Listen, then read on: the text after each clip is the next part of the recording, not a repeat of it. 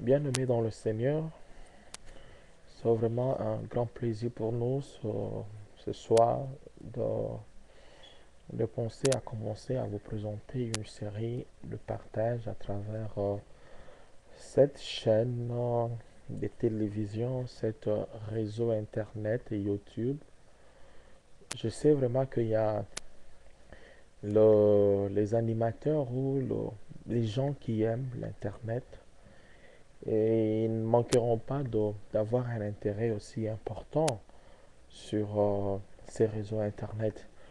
Je sais que le monde est arrivé à un moment où chaque enfant de Dieu qui vit doit se poser vraiment la question de savoir si réellement il est en train de marcher dans la foi, si réellement il est en train de vivre les choses de Dieu, s'il est réellement en train de vivre une expérience personnelle avec le Seigneur notre Dieu.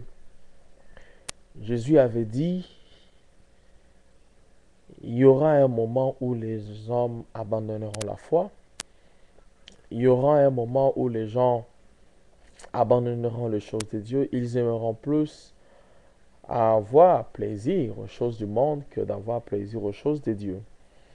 Mais néanmoins, nous voulons utiliser cet instrument Internet pour permettre à ce que les enfants de Dieu qui sont partout dans le monde entier, qu'ils sont en Australie, qu'ils sont en France, qu'ils sont en Belgique, qu'ils sont ici aux États-Unis, ou ceux-là qui sont aussi en Europe, au Congo plus particulièrement, nous aimerions qu'à travers cette série de partages que nous allons commencer à mettre pour vous sur cette réseau Internet et YouTube pour permettre que les enfants de Dieu puissent vraiment partager et avoir des moments d'édification. Je m'appelle le pasteur Christian Ntsekazi Kumbundu. Je suis né en République démocratique du Congo le 6 mars. J'ai accepté le Seigneur Jésus dès l'âge trop jeune, à 89. J'ai été appelé par le Seigneur pour le servir. Et pendant tous ces temps, nous avons fait marche avec le Seigneur. J'ai accepté le Seigneur Jésus dans l'église de Dieu Cité Bethel, centre d'évangélisation Cité Bethel, qui est conduit par l'apôtre Emmanuel Mbiye Moulaya.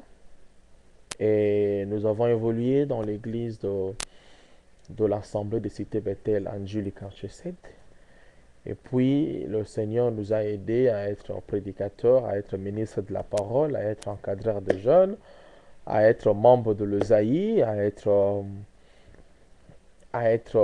membre de la GMC. Et Dieu nous a fait grâce à pouvoir aujourd'hui nous retrouver dans ce pays.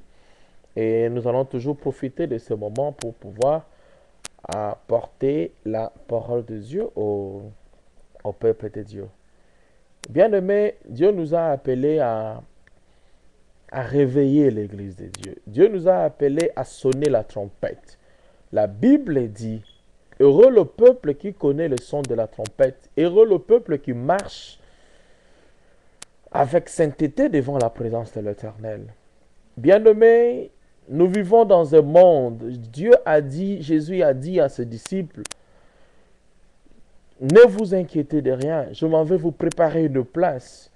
Et lorsque je m'en serai allé et que je vous aurai préparé une place, je reviendrai vous prendre afin que là où moi je suis, vous y soyez aussi. Bien-aimé, le Seigneur Jésus nous a fait cette promesse. Il a dit qu'il est parti nous préparer une place. Le Seigneur ne veut pas que nous soyons loin de lui. Jésus veut que là où il est, nous aussi nous puissions être là. Par là, le Seigneur nous a laissé une promesse. Et cette promesse, elle est très, très, très capitale qu'aujourd'hui, les hommes de Dieu, les enfants de Dieu, le pasteur, les apôtres, les prédicateurs, les évangélistes sont en train d'accorder pas tellement beaucoup plus d'importance à cela. Les gens accordent de l'importance à ce qui est le bien matériel, ne sont pas contre le bien matériel. Les gens accordent l'importance sur l'onction, ne sont pas contre l'onction. Les gens accordent l'importance sur le mariage, ne sont pas contre le mariage. Mais écoutez, la Bible dit que sert-il à un homme, après avoir gagné le monde entier, d'arriver à perdre son âme? Cela est très important et cela est très capital. Après avoir gagné le monde entier, après avoir acheté des voitures, après avoir vendu à l'extérieur, après avoir eu des enfants, après s'être marié, la Bible dit, il est appelé à un homme, il est appelé à tout homme un jour de mourir et après la mort, c'est le jugement. Bien aimé, il y a la promesse de l'enlèvement. Jésus a dit dans la parole de Dieu que ce qui est arrivé à Sodome et Gomorrhe, ce qui est arrivé au temps de Lot, la Bible dit cela arrivera aussi pendant notre temps. Mais cela doit nous amener à une certaine réflexion. Qu'est-ce que Jésus veut dire? Qu'est-ce que la Bible veut dire par cela? Voilà le message que Dieu nous a donné. Le message de réveiller l'Église de Dieu. Le message de sonner la trompette. Pour que tout enfant de Dieu, à n'importe quel coin du monde où il peut se trouver, qu'il arrive à comprendre que le Seigneur est à la porte. Nous devons nous préparer à aller à la rencontre du Seigneur. Bien-aimé, il y a un jour où le Seigneur appellera ce monde en jugement. Tu pourras demain mourir. La mort n'est pas un domaine privé des uns.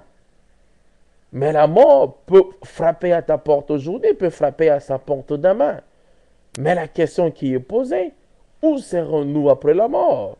Quand Jésus reviendra, où serons-nous? Bien-aimé, cela est tellement très important que chaque enfant de Dieu doit arriver à répondre à cette question de savoir quelle est la relation qui l'unit avec le Seigneur. Quelle est la qualité de relation qu'il a avec le Seigneur? Est-ce qu'il est en bonne relation avec le Seigneur ou cette relation dans cette marche chrétienne est en train de dégringoler? Bien-aimé, ce monde dans lequel nous vivons sera appelé au jugement.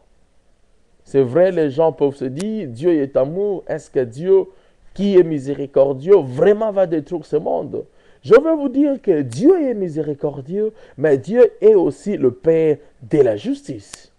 Pendant le temps de Sodome et Gomorrhe, Dieu a envoyé le prédicateur, il a envoyé l'autre, il a prêché la parole de Dieu. Les gens ne pouvaient pas croire que le Seigneur, à un moment donné, pouvait tuer Sodome et Gomorrhe, pouvait incendier la ville de Sodome et Gomorrhe. Le jugement de Dieu est là.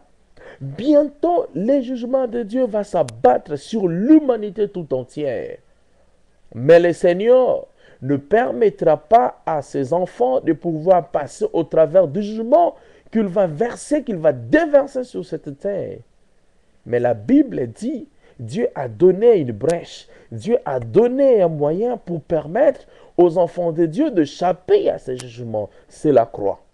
La croix de Golgotha, la croix du salut, la croix de la délivrance, la croix de la repentance. Mais après cette expérience de la croix, le Seigneur donne l'opportunité à tout enfant de Dieu de pouvoir participer en l'enlèvement de l'Église. Voilà le message que Dieu nous a donné. Nous parlons sur les événements du temps de la fin, nous parlons sur l'enlèvement de l'Église, nous parlons sur les événements eschatologiques.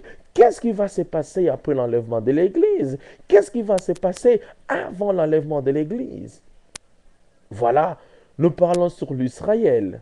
Nous parlons sur l'organisation mondiale. Nous sommes en train de parler sur la réunification de l'Europe.